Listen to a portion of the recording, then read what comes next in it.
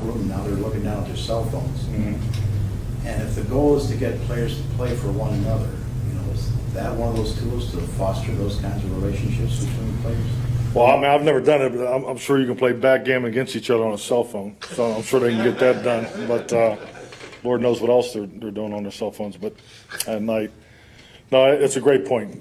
Group dynamics. You're always looking for opportunities for your team to have a moment together, do something more on a personal level. Hopefully we can, create that as much as possible throughout this training camp environment because it's important.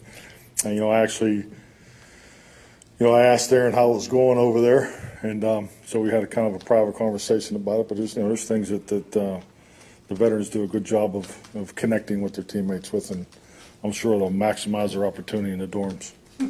I want to go back to Aaron's question about the inside linebackers. Two of those guys. Ahmad Thomas was a safety in college, and you moved him. And then Hughes was an edge rusher who actually I think started here as an edge rusher before he moved him. Why move the? Obviously, they're totally different guys as far as skill set. Number one, I think you have to grade it. Both have when you look at their skill set, but it's also creating opportunities. I mean, you want to give a player every opportunity, especially for a young player. Because anytime you can play 4 downs, particularly if you can get into the 3rd down sub-package rotation, obviously your value goes up. I mean, we all understand that the NFL is 80+% sub-defense, so you're not only just playing nickel, you're playing different types of sub, and really base defense has become a situational defense. So. And those guys, both those guys are skill set fit sub defense and the ability to run and cover, run and hit. So, just creating opportunities for those guys to make the team. Mike, does the reverse hold true for guys like Rollins and Whitehead, who defensive backs we see sometimes in linebacker role?